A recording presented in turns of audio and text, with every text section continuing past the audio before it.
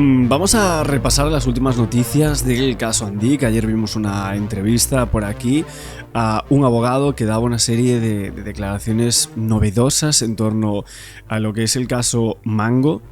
Y hoy volvemos con nuevos detalles, y es que la defensa de Jonathan, el hijo de Isaac Andic, admite que Isaac estuvo parado hasta 40 segundos y que después de estos 40 segundos es cuando da los dos pasos que terminan con su vida.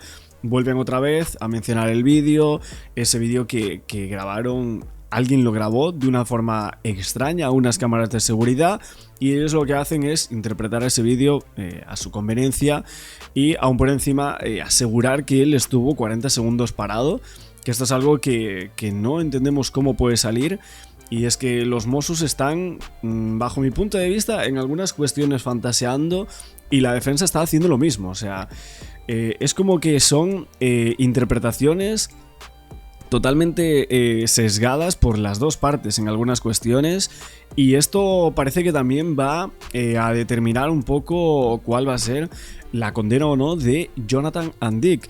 O sea, los abogados lo que denuncian es que los Mossos están obviando muchísimas cosas, muchos datos clave de algunos informes técnicos que ellos mismos han hecho de parte, y que aseguran que la caída fue un total accidente. Pero ¿cómo concluyen que da unos pasos antes de caer al vacío el dueño de Mango? Dicen que no tiene movimiento armónico, que estos pasos serían esenciales porque darían espacio a ese tipo de secuencia de tropiezo y luego caída accidental hacia adelante. O sea, según la tesis de la defensa, el creador de Mango no habría caído desde una posición completamente estática, sino que fue después de un pequeño desplazamiento que encajaría con un tropiezo, un traspiés, una pérdida de equilibrio y un posterior resbalón por la pendiente hasta el vacío. Bueno, en esto han presentado en el juzgado un vídeo de esa caída de Isaac Andic que todos vimos, que fue hace unos meses en la sede de la Mutua, y ellos hablan de manipulación de los Mossos. O sea, yo no sé aquí quién está manipulando más, porque la defensa está acusando a todos los investigadores de obviar cálculos, que estos pasos los han obviado, y hablan de que de manipulación de los investigadores policiales. Es tremendo esto, porque aseguran que hay un interés total en erosionar la reputación de Jonathan Andic de forma tendenciosa y con sesgo. Es cierto que la versión de los Mossos es totalmente contraria a lo que aquí exponen. No hablan absolutamente nada de estos dos pasos que le harían caer. Ellos aseguran que no usaba el móvil, que estaba en el bolsillo.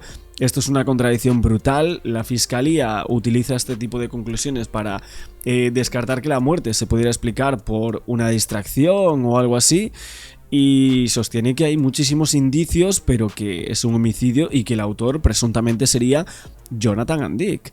Este es el criterio de la fiscal, de los Mossos y algunas declaraciones de Jonathan Andic, que la defensa niega que él hubiese sostenido ciertas consideraciones que están como contradicciones en el expediente, y el tema de las dos fotos, lo de grabar el vídeo, que habría sido en el tramo final y no antes, o sea, antes del inicio de ese recorrido que iban a hacer padre e hijo. Y luego los abogados de Jonathan Andic, Cristóbal Martel y Sebastián de Juan, afirman que hay una unidad que sostiene en su conclusión principal que no se puede determinar las causas que generan la caída ni la participación de otras personas en el desarrollo de los hechos. Recuerdan que en algunos simulacros de precipitación que hicieron en el camino y en el muro en la pendiente por donde cayó Isaac Andic, los resultados tampoco fueron nada concluyentes. Y luego también es cierto que había algunas personas diciendo que sí que había habido varias muertes en ese lugar, porque mucha gente al inicio decía, no, es que aquí nunca fallece nadie, estaban niños, va gente para ir con las escuelas, etcétera, gente mayor, caminando por ahí. Realmente sí, es totalmente cierto, va muchísima gente por allí día tras día, por esa zona donde cae el dueño de Mango, y aparte es que el cómo cae Isaac Andic en esa zona ahí sí que prácticamente no había caído nadie de esa forma. O sea, había pasado otras cosas bueno, no podemos comentar, algunos accidentados, entre comillas, pero de la forma en la cual cae Isaac and Dick, no había sucedido nunca. Esto es lo extraño de ese punto y lo que obviamente queríamos comentar por aquí acerca de esta repercusión que ha girado en torno al caso Mango. Ahora vamos a seguir hablando del goteo de informaciones que han ido apareciendo en estos últimos días, pero es cierto que esta sensación que deja la defensa, creo que un poco agridulce, ¿no? Ante los medios de comunicación con esas informaciones que ellos lanzan, que intentan contradecir a los Mossos, pero que muchísima gente no les está siguiendo mucho la pista, sinceramente. De momento, veremos cómo sigue todo este caso. Vamos a ver por aquí, Es Diario, han hablado nuevamente de la terapeuta de los Andic, los secretos que guardaba toda esta terapia y todo lo que nos llega desde distintas fuentes. Vamos a verlo. De Mango, que sigue adelante, pero hoy me quiero centrar en la figura de la terapeuta de apellido impronunciable, Julia L. El apellido que lo lean porque vamos, yo creo que me haría daño en la tráquea solo de intentarlo.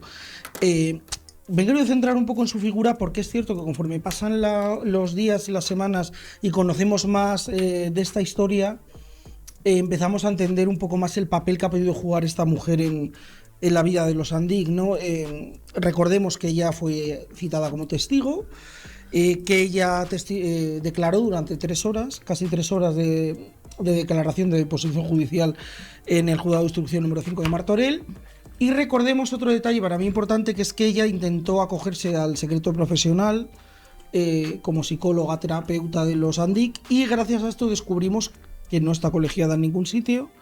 Y de hecho el Colegio de Psicólogos de Cataluña ha solicitado una investigación sobre las labores terapéuticas de esta mujer, porque no está colegiada ni en Cataluña ni parece ser que en ningún otro sitio de España para ejercer la profesión.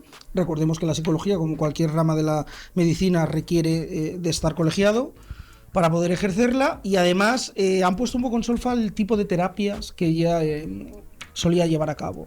Es una mujer muy curiosa, ya hemos apuntado un poco el perfil de ella aquí en ocasiones. Bueno, era muy conocida la jet set catalana, la alta sociedad, hasta el punto de que no solo ha tratado a la familia Andic, sino que también trató a los Urdangarín Borbón en el momento más complicado de su vida, en la época del escándalo del caso Nos, y también ha tratado, hemos descubierto, a la familia Sánchez Vicario, de la familia de tenistas. Claro. Los 3 puntos en común que tienen estas familias, aparte de que son muy importantes y muy populares en Cataluña y en toda España, pero específicamente en Cataluña porque es donde viven, es que las 3 familias han atravesado problemas familiares graves, de conflicto familiar importante. En el caso de los Sánchez Vicario, huelga recordarlo, el enfrentamiento de Arantxa con sus propios padres, acusándoles, bueno, de haberla arruinado directamente.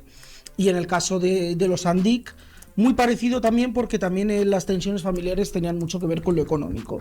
Bien, dicho esto, uno de los elementos que más ha llamado la atención dentro de la terapia es que ella empieza a tratarlos en marzo del año 2023 a los Andic padre y a su hijo, a Jonathan Andic, el imputado por la muerte del fundador de Mango. Y bueno, viene un poco a refutar lo que ya conocíamos, que la relación entre padre e hijo había atravesado momentos muy, muy, muy complicados, y que el origen de todo estaba en 2014, cuando Jonathan Andic, siguiendo un poco la tradición catalana del hereu, de ser el hijo mayor el que herede el negocio, se puso al frente de Mango, y económicamente la situación fue muy mal. Tanto es así que al año siguiente Isaac and Dick volvió a tomar las riendas de la empresa, y eso deterioró muchísimo la relación entre padre e hijo. Luego también se ha puesto sobre la mesa que Jonathan and Dick le pidió a su padre una herencia en vida de 40 millones de euros, que esa cantidad bueno, provocó que las tensiones se alargaran todavía más, y hemos sabido que el fallecido Isaac and Dick estaba muy preocupado por la deriva de las relaciones con su hijo, con Jonathan. También bien es cierto que luego, y eso lo refutan más o menos todos los testimonios, la inmensa mayoría de los testimonios lo refutan, la relación entre padre e hijo habría mejorado mucho en los últimos meses, en los meses previos al fallecimiento de... Bueno, esos testimonios, como mucho, parece que es la propia terapeuta que estamos hablando aquí, que está como investigada, y las hijas que parece que han tenido algún que otro tipo de contradicciones en su relato hablando de este caso. Mucha gente también decía que al principio era normal que se fuese con mucho cuidado, que se dijese, bueno, esto es un accidente, lo cerramos aquí. Obviamente no han visto empujar al padre de ninguna manera, ni han forcejeado, ni hay cámaras de seguridad que puedan avalar esa teoría, pero todo lo que se sabe a día de hoy que han investigado apunta, según los Mossos, a que Jonathan es una persona que quería acabar con la vida de su padre presuntamente. Obviamente es muy, muy triste el caso y cómo se sucede esta muerte. Y bueno, evidentemente el cómo pensar que un hijo quiere acabar con la vida del padre, que te lo ha dado todo, por una serie de cuestiones que llevaban una década supuestamente haciendo merma en las relaciones personales entre ellos.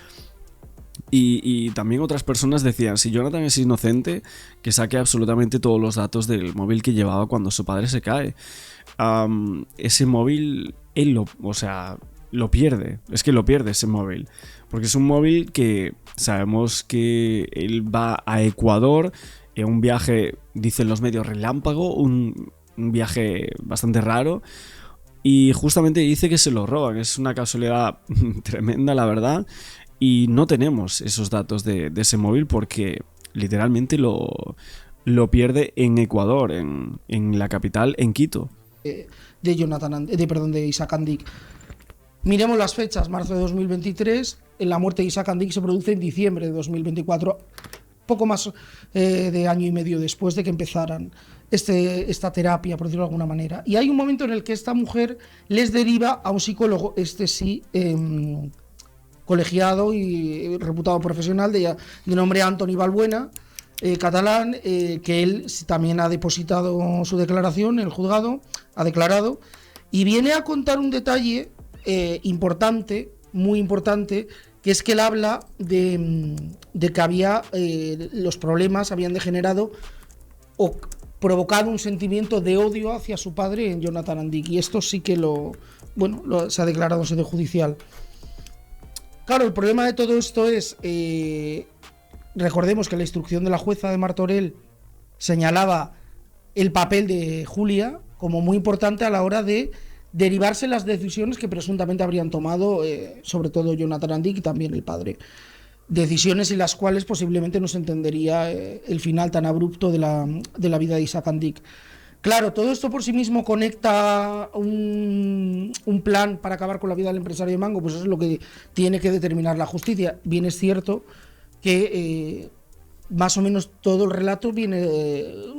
los dos relatos, mejor dicho, tanto de los que acusan como de los que defienden, tienen muchos puntos en común. Uno de los puntos en común en el que están todos de acuerdo es la mala relación paterno-filial que les llevó a buscar ayuda profesional, lo cual había... una voluntariedad, una voluntad de mejorar la situación, y que esta evidentemente habría mejorado. Y esta señora, al haberse... Bueno, lo que parece es que al inicio Jonathan Andic creía que no se iba a ahondar en todo este tipo de cuestiones, porque las primeras declaraciones que salían es que Jonathan Andic le habría explicado a los Mossos que tenía una relación buenísima con su padre, buenísima. Y fíjate... Que ni siquiera sabíamos que estaba yendo a terapia. Ahora conocemos todos estos datos. El psiquiatra, el Balbuena, que obviamente una eminencia aquí en Barcelona. Ni siquiera sabíamos de esta terapeuta que estaba como investigada. Tampoco su hermana. No sabíamos todos estos mensajes que habían aparecido, el problema que habían tenido en 2014, que tuvo que venir el padre, que parece que Jonathan sufrió como una especie de humillación empresarial. Todo eso no lo conocíamos en un inicio, y evidentemente pues nos hacía plantar un poco el caso, ver que no había muchos indicios más allá de una duda, pero es que ahora esa duda es más que razonable. O sea, es una duda muy alargada. con muchos picos, muchas crestas, ¿no? Por así decirlo. Antes había una duda que estaba así muy muy planita, pero ahora la duda tiene picos y picos que evidentemente la defensa tiene que lograr disipar en algún momento, y por ahora la verdad que no lo están consiguiendo, porque han filtrado muchas cosas a los medios de comunicación. Si por ejemplo tenemos aquí este mensaje que no se ve mucho pero está completamente filtrado, a ver si os lo puedo mostrar por aquí para que se vea perfecto, creo que ahí se ve, ¿no? Bueno, dice: hola viejo, ¿qué tal? ¿Habéis llegado bien? Me quedo preocupado con lo del avión.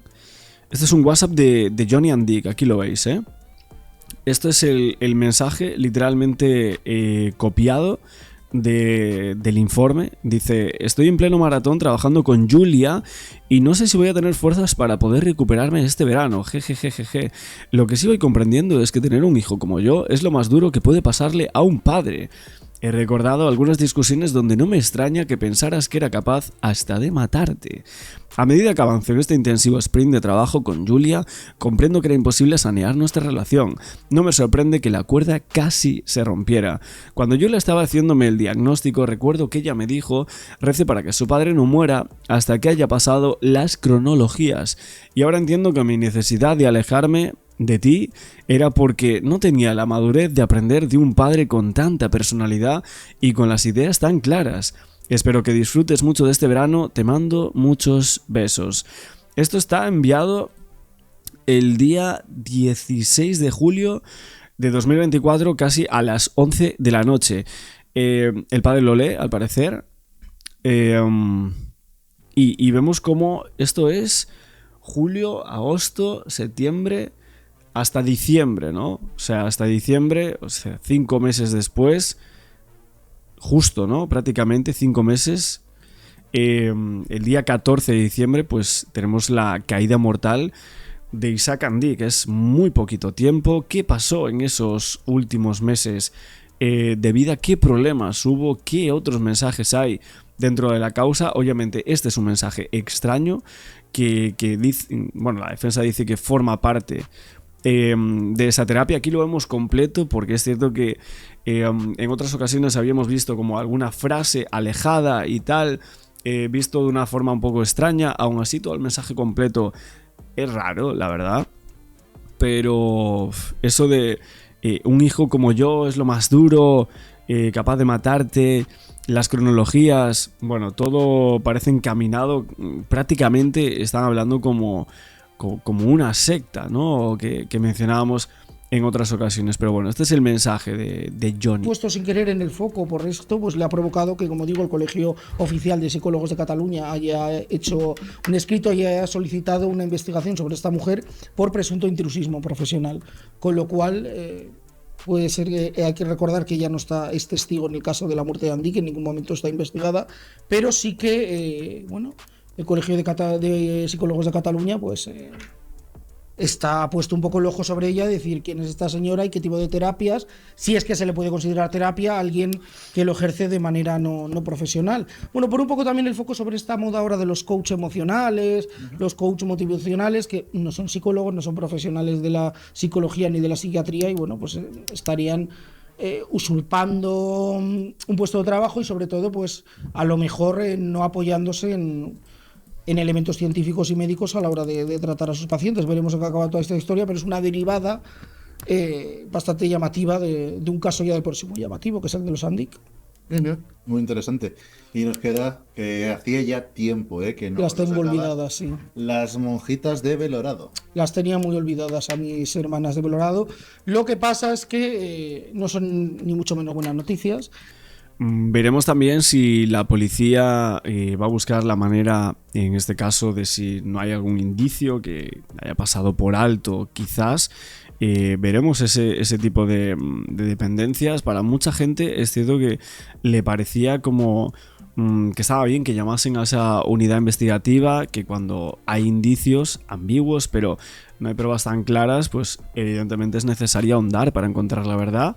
Y eso sí es que la encuentran, obviamente, y esa unidad investigativa que estaba resonando en todos los medios de comunicación para hacer un relato uniformado. y hacer esas valoraciones probatorias, hacer ese racionamiento lógico inferencial, obviamente creo que iba a ser clave, pero bueno, la defensa ha puesto ahí una barrera, no lo quieren, no rechazan absolutamente todo ese análisis de los Mossos de Escuadra y veremos qué sucede con eso. Aún así, he visto muchísimos comentarios de todos vosotros que me decíais que la defensa quería deslegitimar esa intervención, pero que os parecía positiva. O sea, realmente hemos visto otros casos como el de Manuela Chavero, el de Francisca Cadenas, donde todo lo que pudiese favorecer a la verdad, bienvenido sea. Y si en este caso también puede suceder así, pues perfecto, porque al final oponerse por anticipado a un informe huele raro. O sea, es que todo lo que está haciendo la defensa, y en este caso la defensa es Jonathan Andick, todo lo que está haciendo Jonathan Andick es que no está ayudando nada a la investigación, o eso es lo que parece, se está anteponiendo a la investigación. Y esto es algo que dentro de la materia, si hay un juicio próximo, pues va a resultar también importante. Al final, según Paco Marco, que es el dirige la investigación por el lado de los detectives que ha contratado Jonathan Andick, dice que los Mossos buscan fama, etcétera, uno de ellos, y que la jueza es sustituta y que se deja comer la cabeza por esta gente. Luego la jueza pide una unidad especializada para verificar absolutamente todo desde el inicio, todo lo que hay hasta este momento, y la defensa pues no quiere este tipo de intervención. Realmente es positiva esa participación de esa unidad, porque en el supuesto caso de que el jefe de investigación hubiese plantado alguna incorrección o alguna prueba mal dictada, pues ahora mismo eso aseguraría esa objetividad, ¿no? Si ellos tuviesen, por ejemplo, el tema de la huella, y realmente esta unidad viese que no hay ninguna rareza en torno a esa huella, pues para ellos sería perfecto. Pero lo que hace que la defensa de primera rechace esta opción, pues sinceramente, para la opinión pública yo creo que crea incluso más sospechas dirigidas a su cliente. Esto es lo que está sucediendo a día de hoy, que las sospechas sobre el cliente de esta defensa, o sea, sobre Jonathan Andick, se están agrandando cada vez más.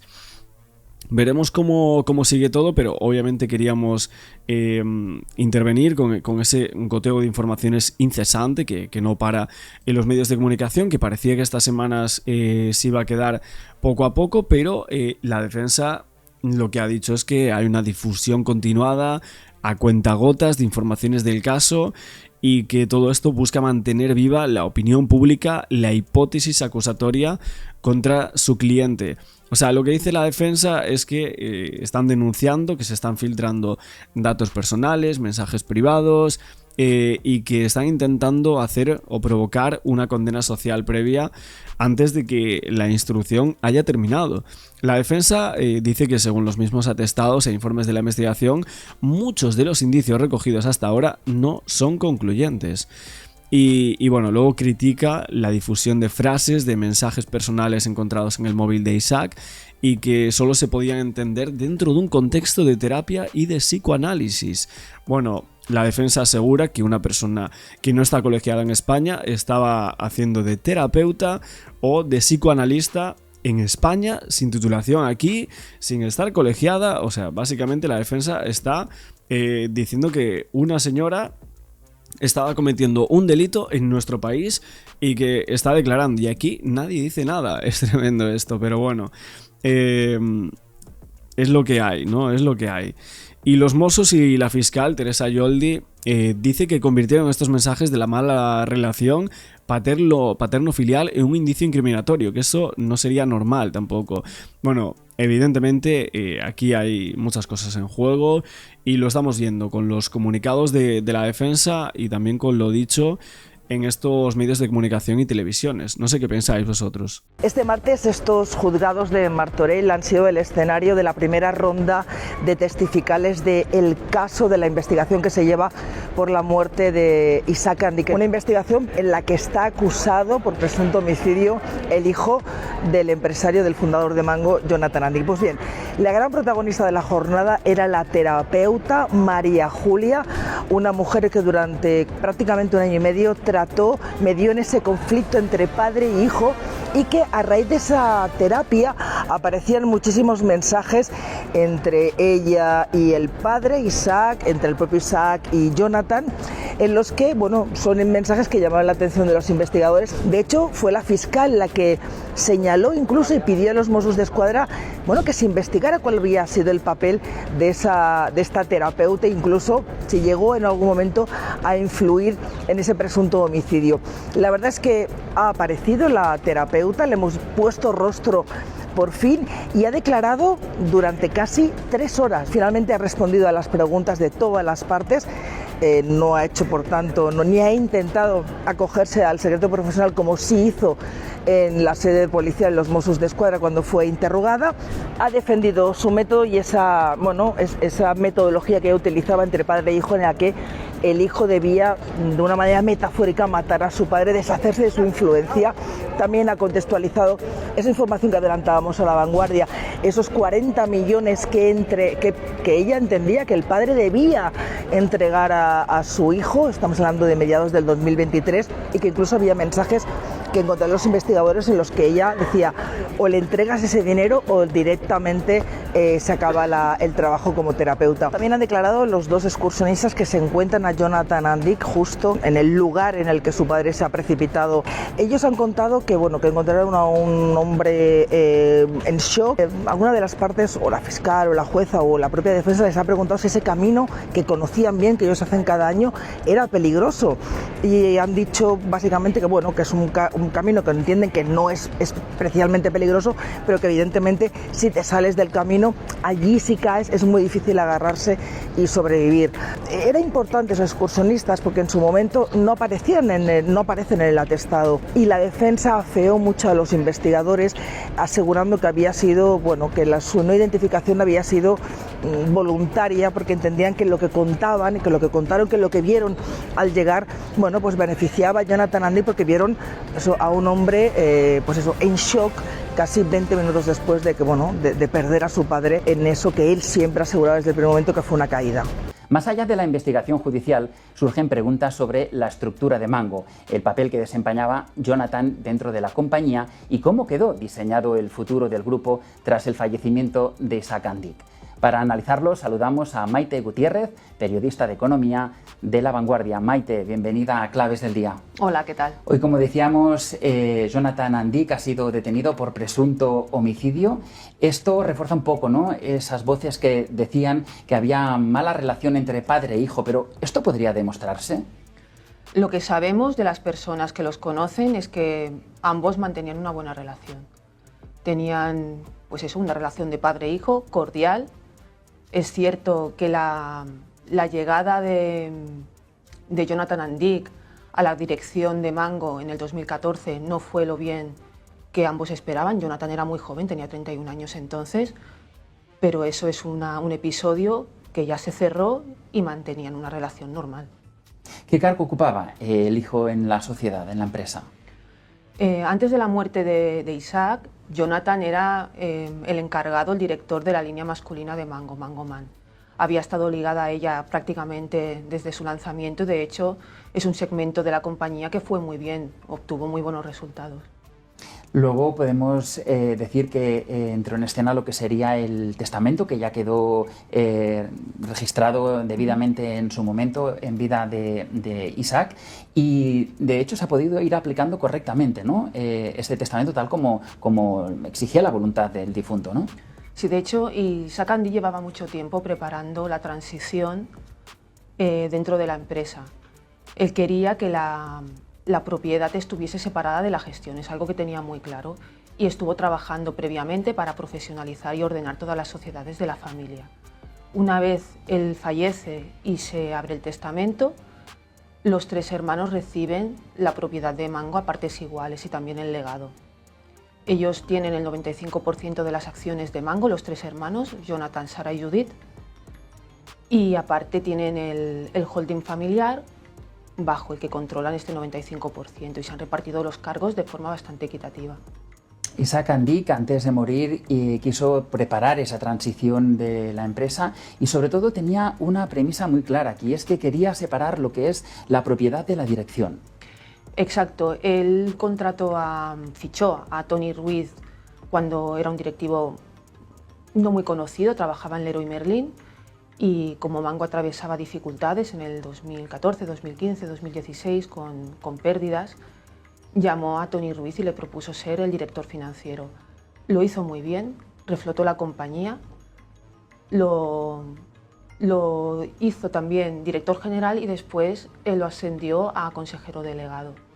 Entonces él ahí se dio cuenta de que una compañía del tamaño y la importancia de Mango tenía que tener una gestión profesionalizada, y es lo que decidió, que sus hijos fuesen accionistas, prepararlos como accionistas, buenos accionistas y buenos propietarios, pero que el día a día de la empresa lo tuviese un equipo profesionalizado. Y está al cargo Tony Ruiz. ¿Qué representa Mango para el sí de la economía catalana y española, por supuesto? Es una de las empresas, además familiar, más importantes de Cataluña. Tiene factura más de 3.000 millones de euros. El objetivo es llegar a 4.000 millones dentro de poco. Tiene 17.000 empleados a nivel global, está en más de 100 mercados y además mantiene la sede aquí en Barcelona. Siempre la ha mantenido. Y eso es muy importante. Indica que hay un compromiso muy fehaciente con la sociedad catalana. Hemos hablado del papel que desarrollaba Jonathan Andic en la estructura del grupo de Mango. Eso era hasta hace unos días. Ahora, tras su imputación, ¿puede cambiar ese papel? De momento, lo que sabemos a día de hoy es que mantiene los cargos.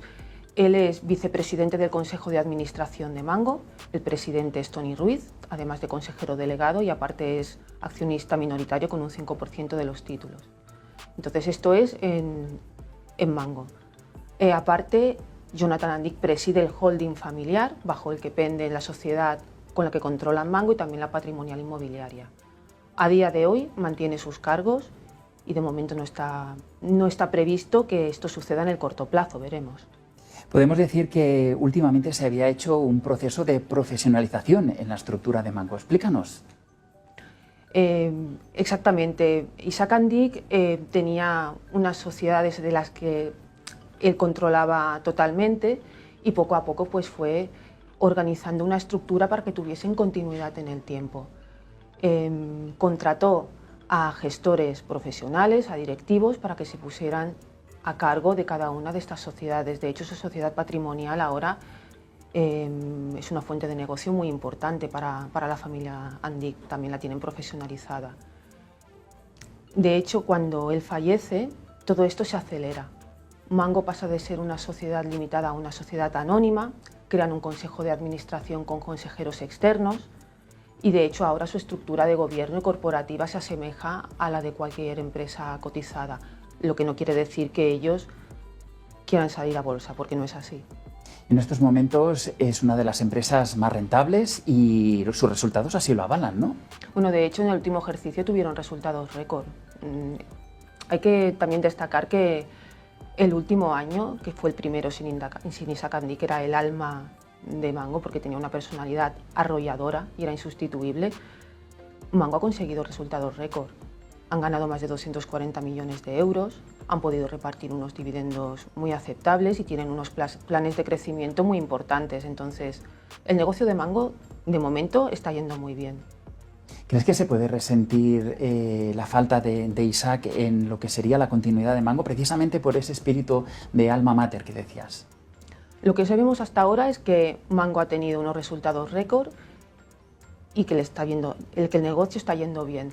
¿Qué pasará en el futuro? Tendremos que esperar a tener las cifras sobre la mano sobre los resultados del 2026. Habrá que esperar a tener esas cifras para hacer un balance real de si todos estos sucesos están teniendo un impacto o no en la reputación. De momento lo que sabemos es que no es así.